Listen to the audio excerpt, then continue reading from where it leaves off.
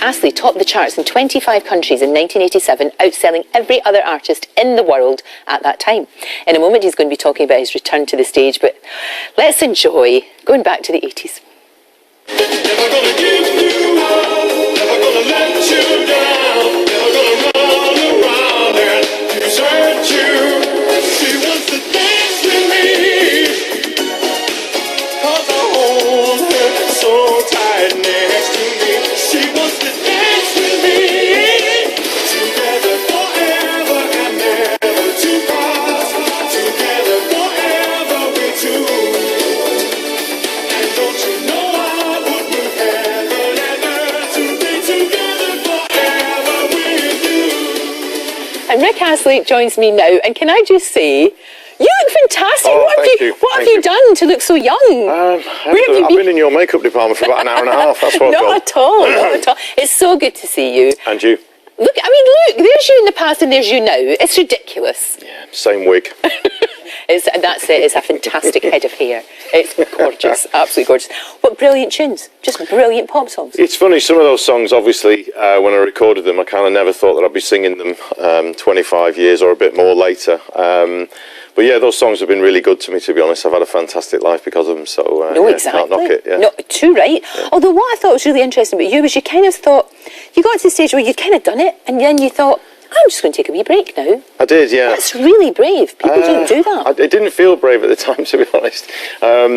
It was a bit scary in certain ways because obviously pop is kind of a bit unforgiving in a lot of ways. Do you know what I mean? Once people have forgotten about you for 4 weeks, that's it. It's over almost. Especially now. Yeah. And but on the other hand, I really had enough of it, and I'd become a dad, and I wanted to experience different things in life. I didn't feel that I'd grown up at all. I'd had 4 or 5 years of doing it, and I hadn't really experienced anything other than that. And but also, I was really lucky. I made a few bob. You know what I mean? So it's easy to walk away from things if you've got a bit of cash in the bank. Well, isn't it? I think a lot of people would have found it really, the easy thing would have been to stay, actually. The difficult thing was to walk away and enjoy your life. Yeah, but with hindsight, the best decision. Yeah, but also I think it is very competitive, I think, especially at the sharp end of it. And you've got to give it everything. You've got to want to get on a plane every single day of your life and do all of that. And I kind of fell out of love with it all. I didn't really like flying anymore. I was kind of a bit frightened of it. And I do fly now because I do go right around the world doing gigs and stuff. But I just didn't want to do it every day. I didn't want to see a fuzzy fax from an office in London saying that's where you're going to be for the next 3 months. They do emails now, Rick. It's no fuzzy fax. Yeah,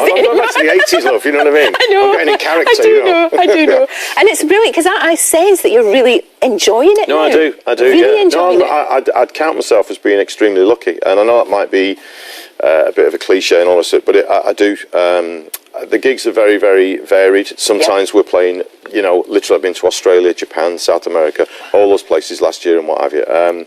So amazing, travel things and all the rest of it, and great kind of semi-holidays because I try and tie a few days into it as well. Completely. And then sometimes they're literally down the road. I live very close to Hampton Court, and I played there last year and in the Palace there, and I literally went down there on a bike to the gig, you know what I mean? So I love it. So it's a mix. And your showbiz lifestyle. There you go, you know what I mean? I went on stage on a bike, actually.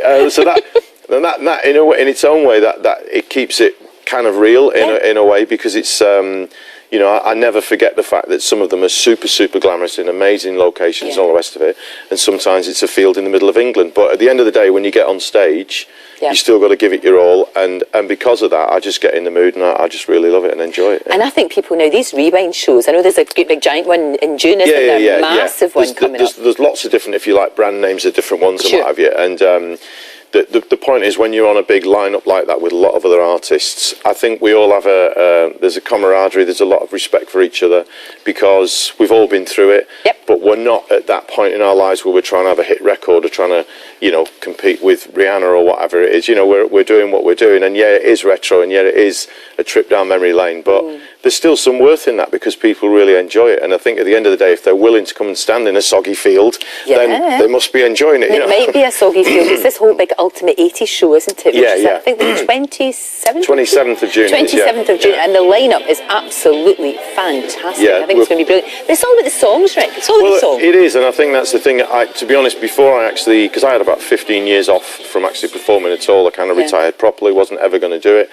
I got various offers, and I kind of sort of did it again because I had an offer to go to Japan and my wife and daughter wanted to go, so it was kind of like, we're going, and off we went. The shopping, think of the shopping. And I loved it, well, exactly, and I really loved it. I went on and sang those old songs, and something inside of me just clicked, switched, whatever, and said, there's, like I say, there's some worth in still doing it, you know what I mean? And it's everybody loves that particular song.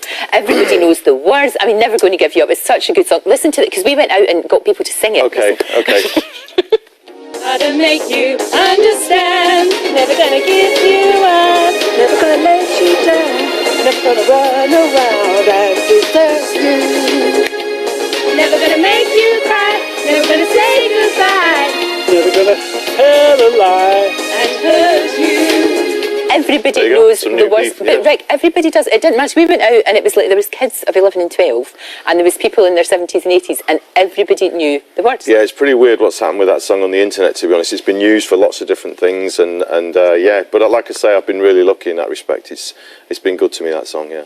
It's a cracker. Rick, thank you so My much. pleasure. We'll stick all the details for that big festival on our website, so everybody can know, and it's just going to be a fantastic party. Great. Cross fingers for the sunshiner. Yeah, we'll see. Thank you so much. It's great to see you. Nice It really to see you. is. Thank you. Right, Thank after you. the break, find out what's next for Coronation Street's Alia. Actress Sarah Khan